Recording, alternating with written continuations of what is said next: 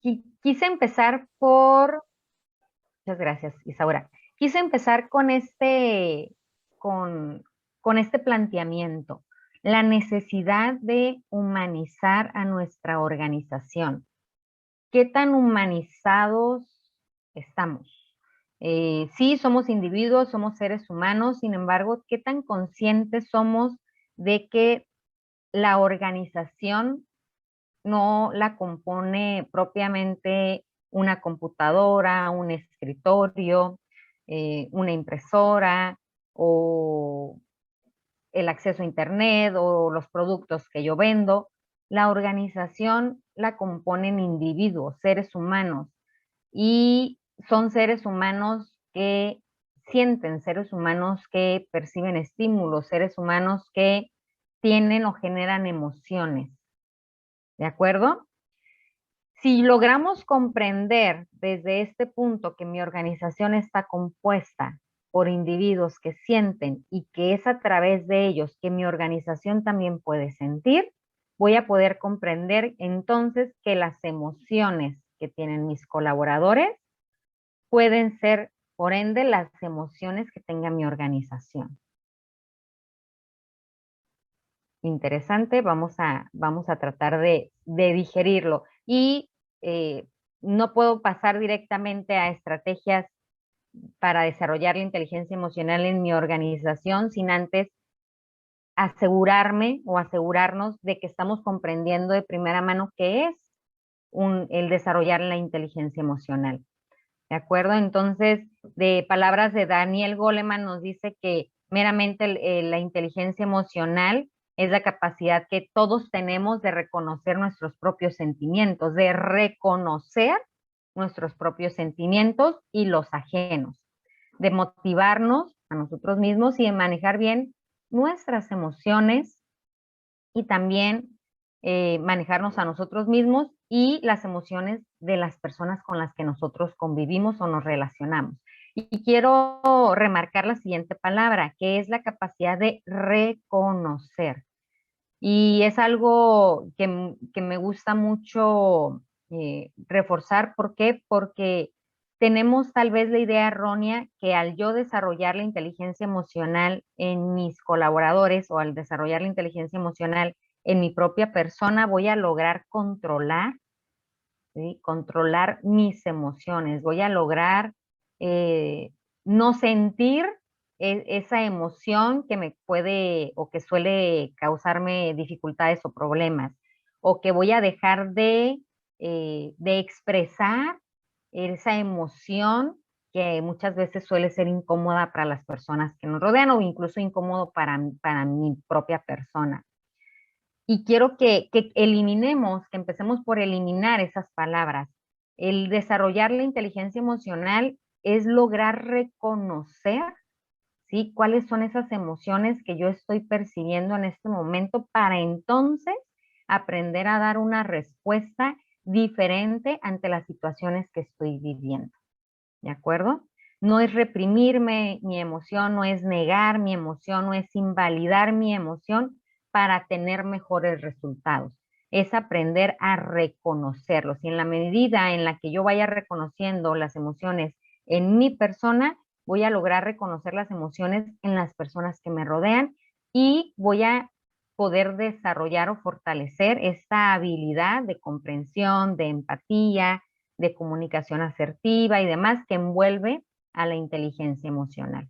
¿De acuerdo?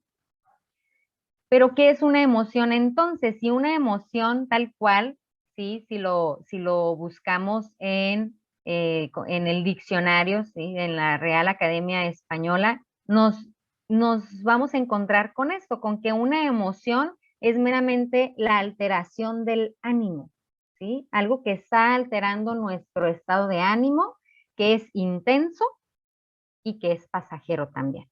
¿De acuerdo? Ojo con esto, es intenso y es pasajero, que puede ser agradable o puede ser penosa y que va acompañada de cierta conmoción somática. En otro concepto que encontré, dice tal cual, es una reacción psicofisiológica que tiene el individuo al percibir un estímulo de su entorno. psicofisiológica, entonces, significa que mi cuerpo reacciona. Cuando se genera una emoción en mi persona, es porque mi cuerpo está reaccionando, mi mente está reaccionando y yo estoy interpretando eso que está sucediendo a mi alrededor. Y por ende, como estoy recibiendo un estímulo y está haciendo ese estímulo que reaccione en mi cuerpo y mi mente, voy a generar energía, voy a generar una emoción, ¿de acuerdo? Pero muy importante, aquí no dice que sea una emoción que va a permanecer por X cantidad de tiempo, o que una emoción permanece o dura, ¿sí? Por un tiempo prolongado. Está expuesto aquí en el concepto que es una alteración del ánimo intenso y pasajero. Entonces, ¿por qué hay personas o habemos personas que esa emoción permanece por más tiempo? ¿Qué es lo que sucede en nosotros para que esa emoción yo la siga sintiendo o la siga percibiendo o la siga o mi cuerpo se sigue estimulando ante esa situación que yo viví? Y a lo mejor a alguno de nosotros nos ha pasado al momento de recordar aquello que tan bonito que viví o esa sorpresa tan agradable que me dieron, cómo mi cuerpo vuelve a reaccionar de la misma manera. O lo mismo para una emoción que a lo mejor no puede ser tan agradable para nosotros. Cuando me peleé con mi mamá, cuando me peleé con mi hermano, cuando me peleé con mi esposo, cuando mi hija me hizo un berrinche, y vuelvo a platicarlo y parece que lo estoy viviendo nuevamente en ese momento. Se está generando nuevamente en mí esa emoción. Pero ¿qué es lo que ocasiona o provoca que vuelva yo a sentir esa emoción? Bueno, pues aquí es donde entra la diferencia entre una emoción y un sentimiento. ¿Qué es lo que está pasando con la persona o qué pasa conmigo? Que hay emociones que permanecen por más tiempo. Y la diferencia radica en esa interpretación o la percepción que nosotros tenemos de esa situación y que va acompañada de lo que hemos vivido anteriormente. ¿De acuerdo? Es muy interesante porque resulta que nuestros sentimientos, pues no es una emoción, es decir, no es un estímulo que esté percibiendo en ese momento todo el tiempo. No es cuando siento amor hacia mi pareja, no significa que mi pareja esté las 24 horas del día, ¿sí? Diciendo que me ama todo el tiempo. No lo hace todos los días, no lo hace todas las horas, o yo a lo mejor no tengo a esa persona que no me cae bien todo el tiempo. Sin embargo, cada vez que yo recuerdo a esa persona o recuerdo ese momento agradable, se genera nuevamente en mí esa emoción. ¿Qué es lo que lo provoca? No es el estímulo en sí, no es la situación, no es la persona, es más bien lo que yo estoy ideando, lo que yo estoy pensando, lo que yo estoy interpretando de esa situación. Y eso es lo que genera, ¿sí? La emoción aunada a la idea o el pensamiento que yo tengo de esa situación que viví, es lo que va a generar el sentimiento que tengo ante esa situación, ante esa persona o ante eso que yo estoy viviendo. Y es por eso que pueden pasar 5 o 10 años o más y recordamos casi como si hubiera sido ayer. Recuerdo como si hubiera sido ayer, ¿sí? ¿Cuántas veces no hemos escuchado esa frase? Que estaba mi mamá, mi tía, el perro, y entonces, ¿sí? Y mira, y lo recuerdo y siento que otra vez se me vuelve a erizar la piel. Es esa idea o ese pensamiento lo que está generando nuevamente esa reacción en mi cuerpo y esa reacción en mi mente. ¿De acuerdo? Entonces, meramente una emoción llega, la percibo y se va. ¿Cómo permanece a lo largo del tiempo? Porque esa emoción yo la voy ligando con una interpretación. Yo genero una idea ante esa situación y eso es lo que logra que permanezca en mí. ¿De acuerdo? ¿Y cómo puedo cambiar la percepción? Porque a lo mejor ahorita muchos de ustedes están pensando, ahora entiendo por qué el de compras trae esta situación con el de administración, o ahora entiendo por qué todavía yo traigo esa emoción o por qué estoy sintiendo de X o Y manera. ¿Cómo podemos lograr un cambio en las emociones de las personas o cómo yo puedo lograr un cambio en mi persona. Necesito empezar a cambiar la percepción que tengo. ¿Sí? ¿Cómo lo voy a hacer? Pues al cambiar las ideas que yo tengo enlazadas a esa situación que he vivido.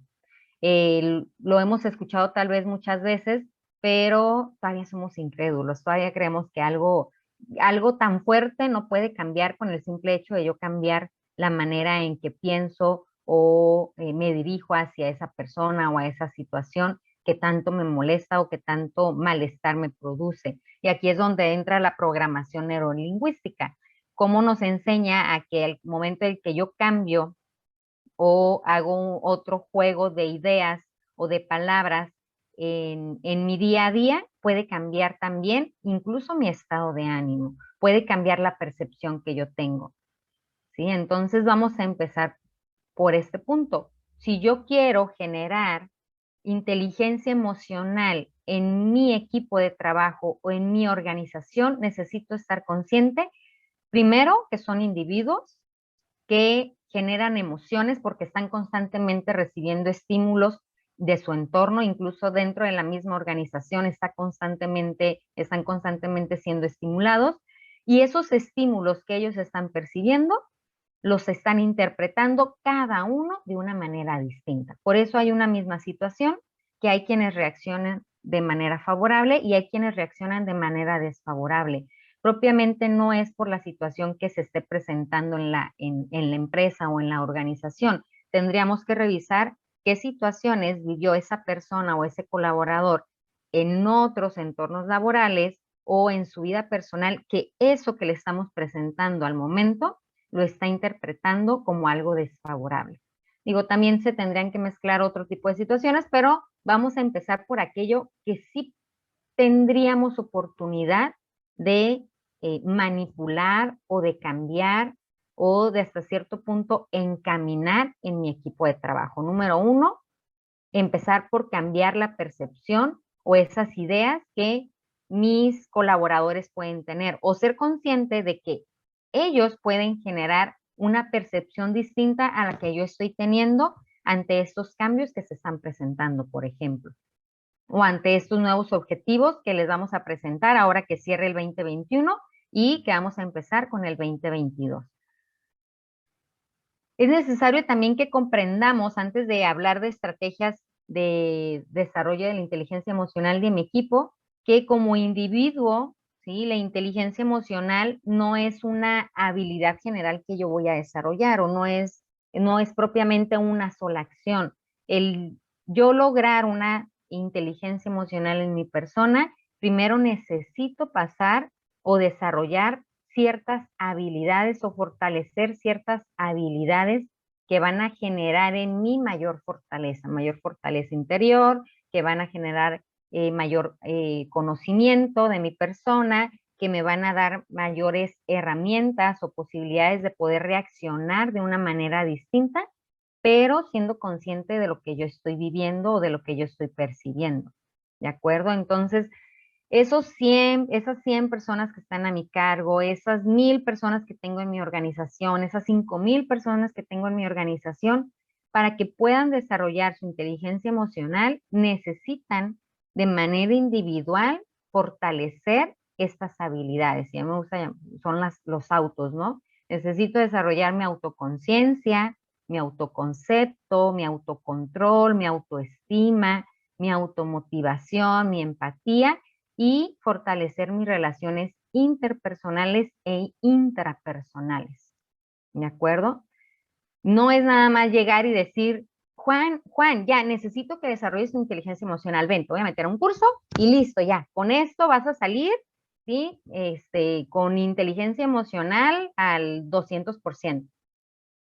Estamos hablando que es un camino que va a recorrer o es un camino que necesitamos recorrer en cada una de estas habilidades, irlas fortaleciendo a la par para que ello me vaya dando mayor inteligencia emocional. ¿De acuerdo?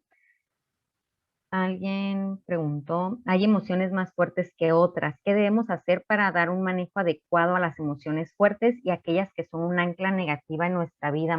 Una muy interesante pregunta, Mario.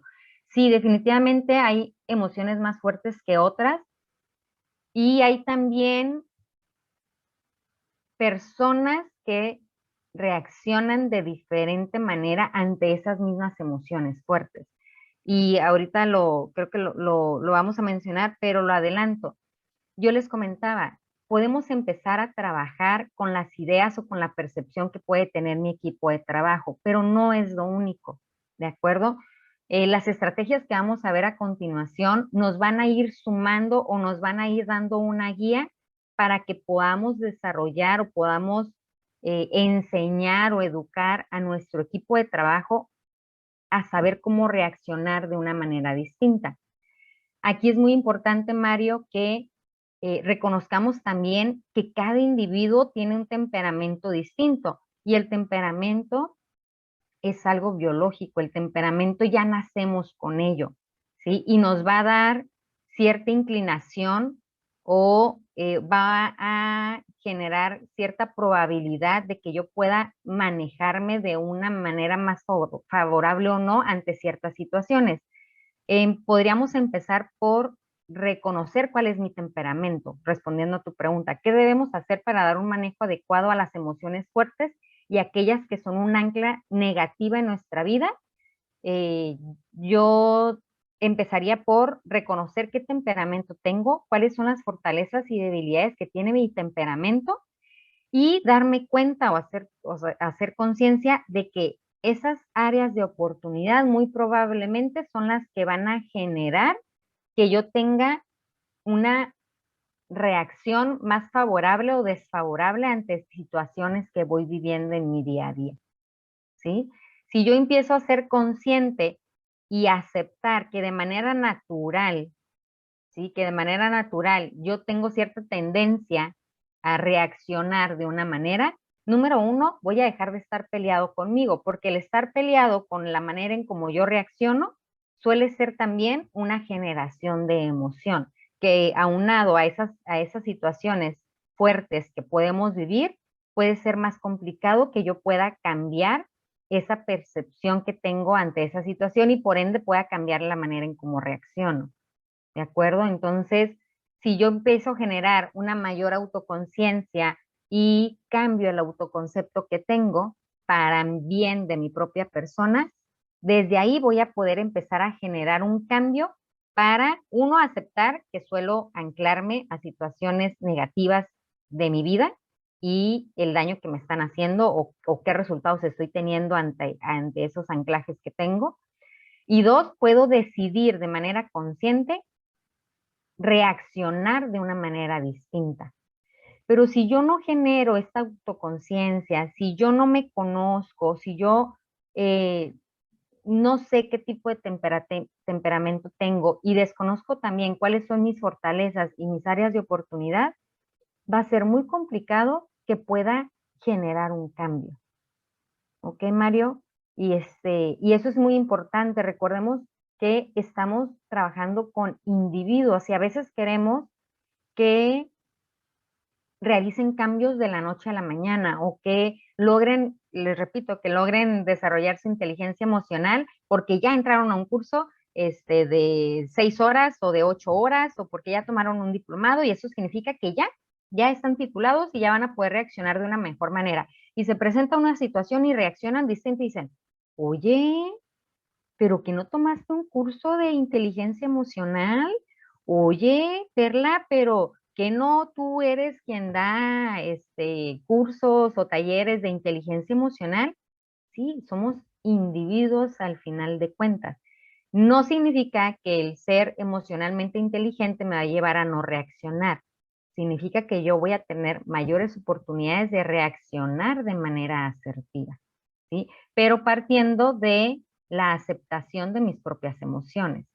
Si no acepto mis emociones y nada más estoy buscando aceptación por parte de las personas que me rodean, lejos de querer hacerlo por mi propio bien, lo voy a hacer porque no me rechacen, entonces ahí tendríamos un resultado distinto. Es como si yo le digo al colaborador, necesito que que desarrolles tu inteligencia emocional y que puedas responder de una manera más asertiva ante las situaciones que se presentan aquí en la empresa. De lo contrario, pues el resultado puede ser distinto. O de lo contrario, pues a lo mejor nos vamos a ver forzados a generar cambios. Es decir, le estoy diciendo a mi colaborador que o aprende a ser emocionalmente inteligente o puede tener un resultado distinto, puede tener una consecuencia si no lo desarrolla. ¿De acuerdo? Entonces, mucho ojo con esas ideas que yo también le estoy enviando a mi colaborador. ¿Cuáles son? Mande. Antes de continuar, es que tengo un mensaje por privado. Ah, perfecto. De Gabriel, dice, hola, muy interesante, una pregunta. Me ha ocurrido que por crecer y progresar dentro de la empresa, mi jefe empieza a sentir que le hago sombra o lo eclipso y por tal motivo me ataca por la envidia que genera en él. ¿Qué puedo hacer para evitar esto? Porque me ha ocurrido en 2 empresas diferentes. Muchas gracias, Gabriel. Saludos desde Colombia. Excelente, Gabriel. Muchas gracias. Gracias por compartir tu inquietud. ¿Qué puedo hacer para generar algo distinto con mi jefe inmediato? Mira, ¿qué te parece, Gabriel, si revisamos a continuación las diferentes estrategias y retomo tu pregunta una vez que veamos estas estrategias? Porque probablemente lo que vamos a ver a continuación me va a ir dando ideas de lo que a veces sucede allá afuera y también qué es lo que pasa aquí adentro para poder tener una forma distinta, ¿sí? O un resultado distinto al que suelo tener constantemente. ¿Me das oportunidad, Gabriel? ¿Me permites continuar y ahorita regreso a tu pregunta? Tú me dices, Isaura. Es que creo que lo que vamos a ver a continuación te puede ayudar, ¿sí? A tener una respuesta ante eso que estás comentando. Porque es muy común, ¿sí? Es muy común que tengamos ciertas dificultades con los jefes inmediatos o también con las personas que están a nuestro cargo, ¿no? Partamos de que son individuos y de que pueden, que pueden tener una percepción distinta a la que yo estoy generando, y dos, qué es lo que estoy haciendo también para que a lo mejor se pueda tener esa percepción de las personas que me rodean. Pero lo vamos a ver a continuación en las estrategias que les traigo para ustedes. Y partamos de aquí, Gabriel. Una de las estrategias que es importante que tengamos presente es la siguiente. ¿Qué tanto estoy fortaleciendo mi cultura organizacional al interior de mi organización? Es decir, sí tengo una misión, una visión, valores, objetivos institucionales, tengo un reglamento, tengo un código de ética, pero ¿qué tanto lo fomento, qué tanto lo refuerzo y qué tanto lo predico con el ejemplo? La misión, la visión, los valores y los objetivos institucionales no son para tenerlos guardados en un cajón en el escritorio o tenerlos guardados en la computadora de la empresa. Son para practicarlos todos los días y encaminar a mi equipo de trabajo para que ellos también los practiquen. Y muy importante, los valores son los que sobresalen, ¿sí? De este esquema. Si yo no tengo valores definidos al interior de mi empresa o si los tengo, pero yo que estoy en dirección, yo que soy el gerente, yo que soy el jefe, yo que soy el supervisor, no las practico, ¿cómo voy a poder exigir a mi equipo que los practique también? ¿O cómo yo le voy a poder exigir a mi equipo que sea más asertivo, que sea más solidario, que sea honesto, que sea íntegro, que sea responsable, que sea puntual, etcétera, etcétera, si yo no lo estoy siendo al interior de mi empresa?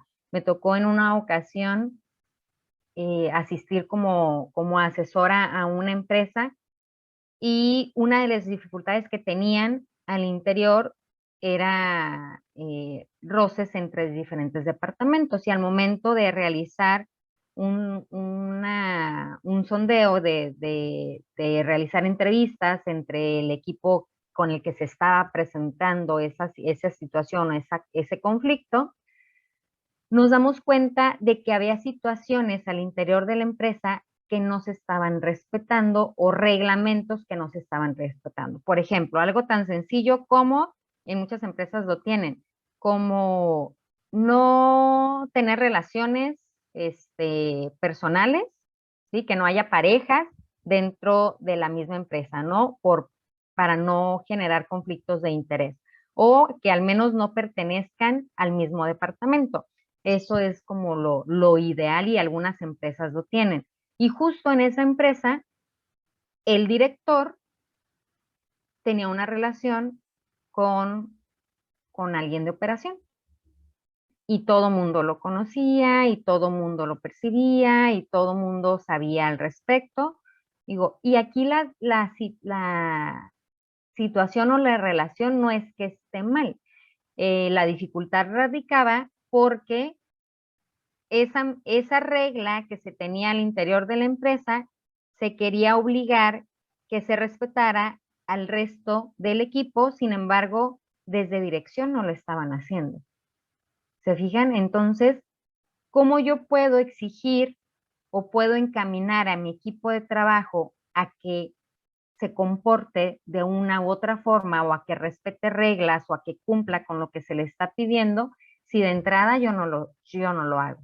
¿De acuerdo? Entonces, punto número 1, necesito revisar que mi visión y mi misión la conozca todo el equipo y practicar los valores y realizar estrategias para que mi equipo lo realice, pero empezando conmigo, ¿no? Empezando de arriba hacia abajo, porque por lo general volteamos a ver de abajo hacia arriba.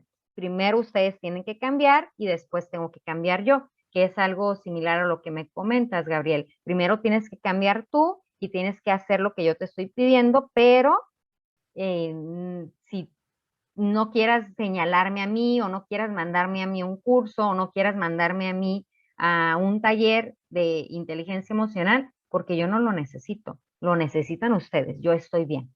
¿Se fijan? Entonces, de entrada hay una barrera que no me va a ayudar no le va a ayudar a mi organización. Desde ahí yo no estoy generando inteligencia emocional que favorezca a mi misma organización. Así es, Alberto. Eso suele suceder. Entonces, digo, no podemos hacer milagros también, ¿no? No podemos hacer maravillas si el mismo personal o quien dirige a la misma empresa no está en el mismo canal. Otra estrategia que podemos generar al interior de la empresa es fomentar la integración. ¿Qué tanto se conoce el equipo? ¿Qué tanto conocemos nosotros al equipo? Y meramente la integración es ese proceso y el resultado que se da de mantener unidas las partes de un todo, es decir, mantener unido a todo mi equipo de trabajo, mantenerlo unido por áreas o mantenerlo unido de manera general, de tal forma que podamos reconocer qué es lo que le gusta, algo tan sencillo como cuál es su pastel favorito, cuál es su mayor logro, cuál es su meta para el siguiente año, cuál es su más grande miedo, qué es lo que pasaría si se presenta una situación desagradable para esa persona, cómo, tiene la capacidad para reaccionar, qué tal si su más grande miedo lo recibe al día siguiente con una mala noticia. Muchas veces si haces esta pregunta de cuál es el más grande miedo que tienes, y muchos van a contestar, la muerte, ¿no? Y muchas veces no es la muerte de uno como persona, sino la muerte de mis seres queridos, la muerte de mis familiares. Y lo hemos vivido durante todo este último periodo, es el último año y medio, donde de la noche a la mañana, a quien teníamos a nuestro lado de repente ya no está. Entonces, ¿de qué manera yo he generado integración en mi equipo para crear una red de apoyo al interior de la misma y lograr que esas situaciones, si bien no las vamos a cambiar, sí vamos a poder acompañar a mi equipo de trabajo para que pueda tener una mejor forma de vivir o de afrontar eso que le está sucediendo, ¿no? O esa pérdida que está teniendo o ese miedo que tiene, que yo pueda saber cómo le puedo aportar o le puedo abonar para que pueda tomar mejores decisiones y que no esté interfiriendo durante su día laboral o durante los resultados que estamos pidiendo o esperando de ellos. Otra estrategia que podemos tener también al interior de nuestra empresa es dirigir pausas activas. ¿A qué nos referimos con pausas activas? Y lo acabamos de ver aquí en el sondeo que hicimos previo a iniciar con la plática. Más del 50% de los que estamos presentes no hacemos ejercicio diario, ¿sí? No nos ejercitamos, no movemos ni la pestañita ni el dedito más que para darle clic al mouse. Todos los días estamos sentados frente a una computadora o estamos atendiendo nuestras actividades que ya no me queda tiempo para realizar ejercicio. ¿Qué es lo que sucede con ello? Recordemos que la emoción es energía. Todas esas emociones, todo eso que yo estoy percibiendo y lo estoy generando como una emoción consciente o inconsciente, si yo no realizo ejercicio, si yo no me muevo, si yo no trato de generar movimiento en mi cuerpo, toda esa energía se va quedando acumulada en mi cuerpo y va generando tensión. ¿Qué es lo que sucede? Si yo genero mayor tensión en mi cuerpo, eso se va a ver traducido también en mayor cansancio, en poca concentración, en que no voy a poder conciliar el sueño como normalmente lo hago, en que mi horario de comida va a cambiar. Hay una serie de repercusiones al yo no tener una vida activa, al no realizar o estar acostumbrado a hacer ejercicio.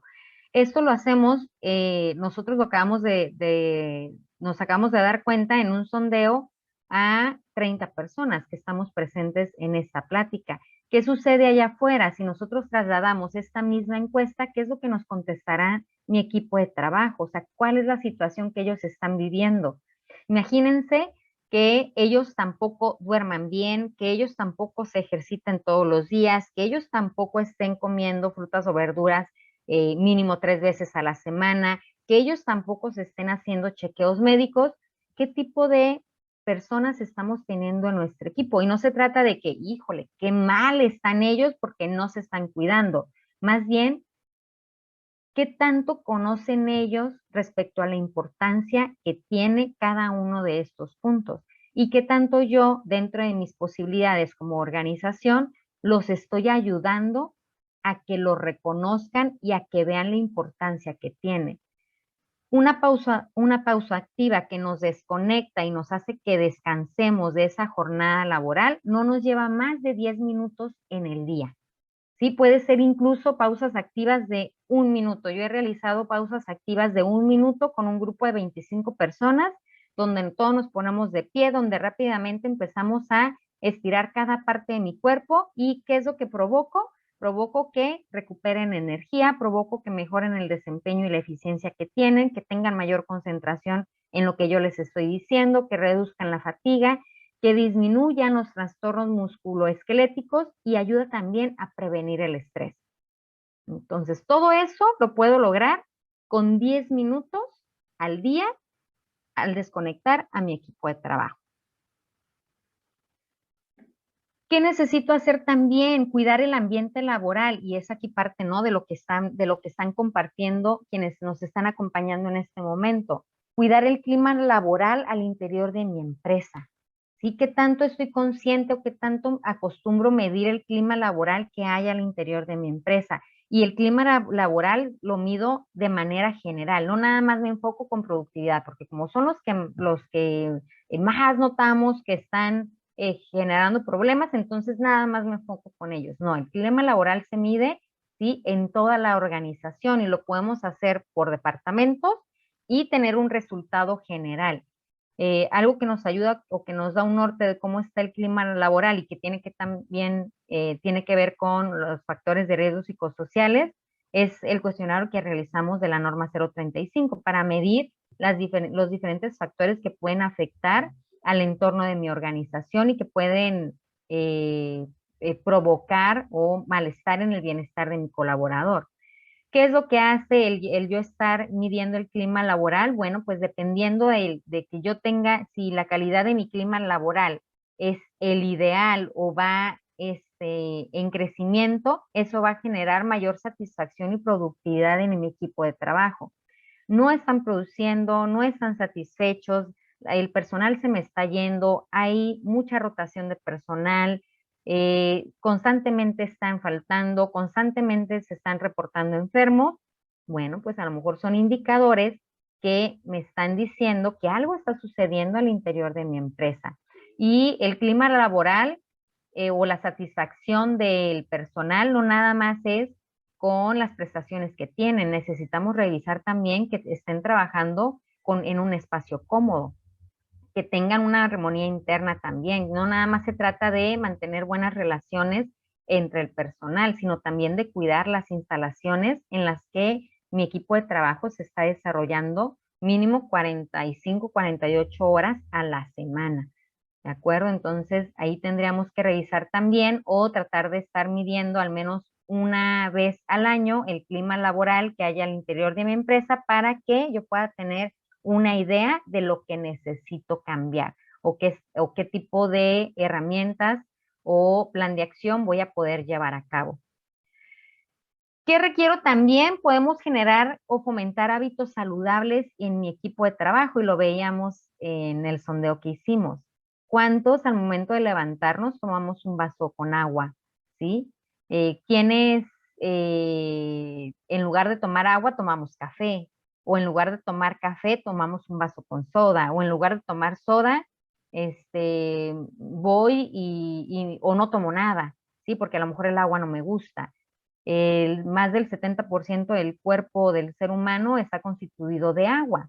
Es como si quisiéramos echarle agua al tanque de gasolina. ¿Cómo va a andar? Es lo mismo, es exactamente lo mismo. Si nosotros no nos hidratamos diariamente y al momento de levantarnos, dicen los expertos, no tomamos un vaso con agua para que mi cuerpo empiece a funcionar, muy probablemente los hábitos que yo tenga o la manera en cómo yo me desenvuelva en el transcurso del día va a ser también de una manera lenta o a la larga voy a tener repercusiones en mi salud. ¿Qué nos dicen los expertos? ¿Quieres cuidar tu mente? ¿Quieres cuidar tus emociones? ¿Quieres desarrollar tu inteligencia emocional? Comienza por generar hábitos saludables en tu cuerpo, ¿de acuerdo? En tu persona, como estos. Como utilizar el plato del buen comer, que el plato del buen comer nos dice hay que comer frutas y verduras, ¿sí? En cada platillo que tengamos, ejercitarnos como mínimo 20 minutos diario para dejar de ser parte de la población que está inactiva o que es sedentaria y de acuerdo a la edad que tenemos, en un promedio entre 18, 19 hasta 50, 50 y tantos años, el promedio que debemos de dormir diario son entre 6 y 9 horas. No está bien dormir menos, pero tampoco está bien dormir más. Quienes dijeron que durmieron más de 8 horas, hay que revisar que esto no sea constante y que no estemos durmiendo más de 11 horas al día todos los días, porque eso también puede ser perjudicial y tiene que ver con la higiene del sueño. ¿De acuerdo? Primeros auxilios psicológicos o los famosos PAP al interior de mi empresa. ¿Qué tanto estamos preparados para atender una crisis que se esté presentando al interior de mi empresa, ya sea que se esté originando al interior por una situación que estamos viviendo en ese momento? En una ocasión me tocó estar hablando con un cliente y me dice, ¿sabes qué, Pela? En este momento no te puedo atender porque hay un incendio, no al interior de la empresa, sino estaba a las afueras y necesitamos ir a revisar que todo esté bien para que no vaya a perjudicar las instalaciones de la empresa. Entonces, esa es una situación de crisis. Un asalto es una situación de crisis. El que un familiar esté enfermo es una situación de crisis. El que tú estés en el trabajo y te hablen de la escuela para decir que tu hija se sintió mal, que tu hijo se desmayó, que tu hijo, bla, bla, bla. Entonces, esa es una situación de crisis. ¿Qué tanto acompañamos a nuestro equipo de trabajo cuando se presentan esas situaciones? Y no es necesario tener un psicólogo, un experto en el tema para poder brindar un auxilio psicológico. Un auxilio psicológico lo podemos hacer cualquiera de los que estamos aquí presentes. Obviamente, con este conocimiento respecto a las diferentes fases que es importante que nosotros llevemos a cabo. Por lo general, de manera natural, nosotros ya cumplimos con las primeras 2 o 3 fases, ¿sí? Que es acercarnos con la persona, el tratar de preguntarle o escuchar qué es lo que está pasando y el decir de qué manera te puedo ayudar, ¿sí? Pero no basta con hacerlo hasta ahí, necesitamos ir más allá hasta asegurarnos que la persona ya recuperó un equilibrio emocional y va a tener mayor probabilidad de que no se presenten secuelas de esa situación en crisis que se está viviendo. ¿De acuerdo? Entonces, si desconocemos qué son los primeros auxilios psicológicos, hay maneras de poder conocer en qué consisten, así como consisten los primeros auxilios para atender una emergencia. Cuando una persona se lastima, también existen los primeros auxilios psicológicos. ¿De acuerdo? Y es importante que lo llevemos a nuestra organización para ir generando también en ellos mayor inteligencia emocional al estar en contacto con sus propias emociones y con las situaciones que viven mi equipo de trabajo. Que es importante también como estrategia generar la detección y prevención del síndrome de burnout. Ya ahora a través de la página de Links podemos encontrar un test que nos ayude a identificar el nivel de estrés que tenemos y de acuerdo a la respuesta que se está teniendo, bueno, pues nos da una guía de cuál sería la siguiente acción a llevar a cabo. Recordemos que el síndrome de burnout es un estado de agotamiento físico y mental que se prolonga en el tiempo. Mucho ojo con esto, porque a veces creemos, y más cuando surgió lo de la norma 035, muchas empresas o quienes dirigían las empresas estaban preocupados porque, híjole, iban a tener que correr a todas esas personas que estaban estresados todo el tiempo. Oye, Perla, no, yo creo que mejor ya no voy a contratar, voy a sondear y voy a aplicar una prueba y si tienen estrés, mejor ya no los voy a contratar porque al rato me van a querer demandar. Ojo, no va por ahí, ¿de acuerdo? Hay estrés bueno incluso, el estrés, si se sabe manejar el estrés, si se reconoce ese estrés, hay estrés sano que nos ayuda a poder tomar decisiones, a poder tener una respuesta inmediata ante situaciones que se están solicitando en mi día a día. ¿Qué es lo que me enferma o qué es lo que lleva a un síndrome de burnout? Cuando yo no soy consciente de ello, cuando yo no hago algo por liberar ese estrés que estoy teniendo a lo largo de mi jornada y cuando esta inconsciencia que tengo de lo que me está pasando, lo vivo durante más de 2, 3 o 4 meses. Es decir, que se prolonga por un tiempo determinado. Eso, ¿qué es lo que va a provocar?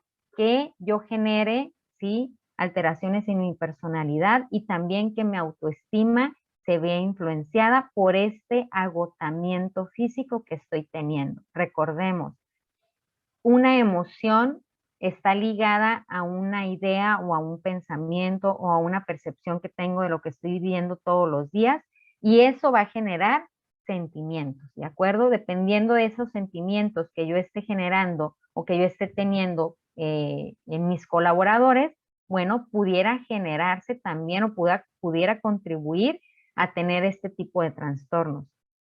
¿Qué necesito hacer? No puedo actuar por ellos, pero sí puedo enseñarles.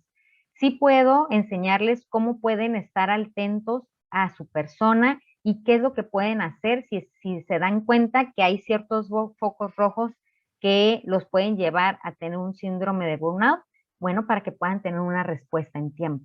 ¿De acuerdo? No lo podemos evitar, no podemos estar encima de ellos, pero sí puedo empezar a educarlos, ¿de acuerdo? Para que ellos también se hagan responsables de su propia persona y de poder tener estas acciones que los lleven a prevenir o a detectar cualquier situación como esta que pudieran estar viviendo.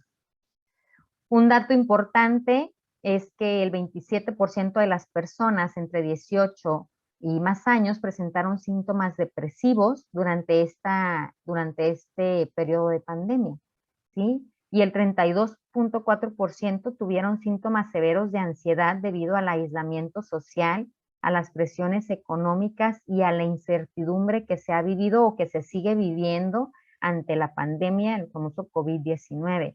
¿Qué tanto estamos conscientes de quiénes de mi equipo están dentro de este estadístico? ¿Qué tanto nos acercamos con ellos o conocemos si ellos están pasando por un periodo de ansiedad o de estrés o alguno de sus miedos se está presentando?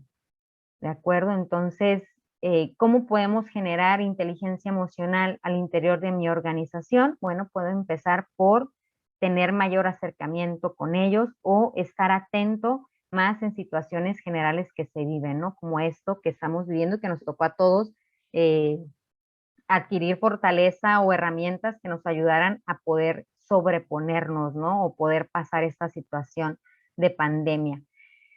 Es importante también tener canalización, atención psicológica. Si no todo lo vamos a resolver al interior de la empresa, no todo se va a resolver brindándoles información o tratando de brindarles herramientas a través de cursos, a través de capacitaciones, a través de infografías, a través de puntos informativos. No todo no todo eso es suficiente. Hay veces que sí se requiere atención psicológica dependiendo de la situación que esté viviendo la persona, y es importante también que como parte de fomentar la inteligencia emocional al interior de mi empresa, empiece a normalizar el ir a un psicólogo, el ir a recibir atención psicológica, el ir a recibir una guía por parte de un especialista, un experto que me va a ayudar a encontrar mis propias respuestas, que me va a ayudar a darme cuenta de qué son aquellas áreas de oportunidad en las que yo necesito trabajar, que me va a ayudar a darme cuenta de cosas que a veces yo por mi día a día, por mi jornada laboral, por las responsabilidades que tengo, por mis relaciones personales, familiares, no me permito tener ese espacio para mí, para tener ese momento de autorreflexión o de autoanálisis que me ayude a darme cuenta qué es lo que necesito trabajar y cómo lo puedo hacer. Hay una línea telefónica, no sé si ya lo conozcan, pero existe el 075, que es atención psicológica en línea, totalmente gratuito. Está el Hospital de la Salud Mental, que tiene precios muy accesibles, incluso programas para empresas. En caso de que ustedes quisieran llevar como este beneficio a su empresa, lo pueden hacer con ellos a través de un convenio. Está un MCAP Tijuana, que también brinda atención psicológica a un precio súper accesible. Y también, pues bueno, lo que ahorita estamos viviendo, ¿no? El que las propias empresas generen convenios con particulares para que incluso vayan y puedan recibir terapia en las mismas instalaciones o, en su caso, que sean terapias a distancia o presenciales, pero también a un precio accesible. Un dato importante es que en este año, no sé si ustedes lo sabían, pero en este año hubo un recorte también por parte del gobierno federal. Se redujo más del 80% de los recursos que estaban destinados a atender la salud mental de la población. ¿Eso qué significa? Bueno, que se cuenta con menos dinero para atender situaciones o trastornos como depresión, ansiedad, esquizofrenia, entre otros trastornos que se presentan y que están ligados al bienestar emocional y mental. Hay 12 entidades, entre ellos Baja California y Ciudad de México, que este año no recibió ningún recurso, no contó con ningún recurso para poder atender situaciones de depresión, situaciones de estrés, situaciones de ansiedad por parte de mi equipo de trabajo. Entonces, podemos hacer dos cosas. Nos podemos quedar cruzados de mano y esperar que de manera individual mi propio equipo haga algo por ellos, o como empresa puedo empezar a apostarle a generar la inteligencia emocional en mi equipo de trabajo, llevándoles información, de alguna manera guiándolos al interior de la empresa para que puedan adquirir mayores recursos y mayores herramientas. Ya para terminar, les dejo aquí las 10 mejores habilidades que, de acuerdo al Foro Económico, nos deja que para el 2025 se van a requerir en los profesionales, ¿sí? En todos los profesionales que pertenezcan a una organización, y resalto con rojo, ¿sí? Aquellos que son de autogestión. Nos dicen que ya va a ser necesario que tengamos un aprendizaje activo, ¿sí? Que busquemos propias estrategias de aprendizaje propias, el liderazgo e influencia social, y que me causó no ruido, sino que me dejó pensando.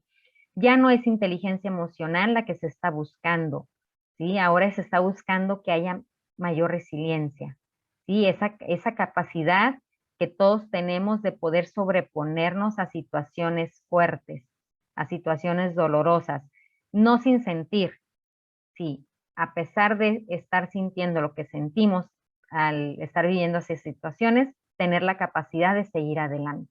A eso le llamamos resiliencia. Y ya no es tolerancia a la frustración como antes lo escuchábamos, ahora es tolerancia al estrés, ¿de acuerdo? Y tener flexibilidad. ¿Qué tanto estamos preparados nosotros o qué tanto estamos preparando a nuestro equipo para que cumpla con estas habilidades o para que desarrolle estas habilidades que a, a la vuelta de 2 o 3 años van a ser necesarias? Y con esto cerraríamos la plática del día de hoy. Y ahí me pasé unos minutitos, pero híjoles, es un tema que me apasiona bastante y que hay mucho, mucho de qué hablar.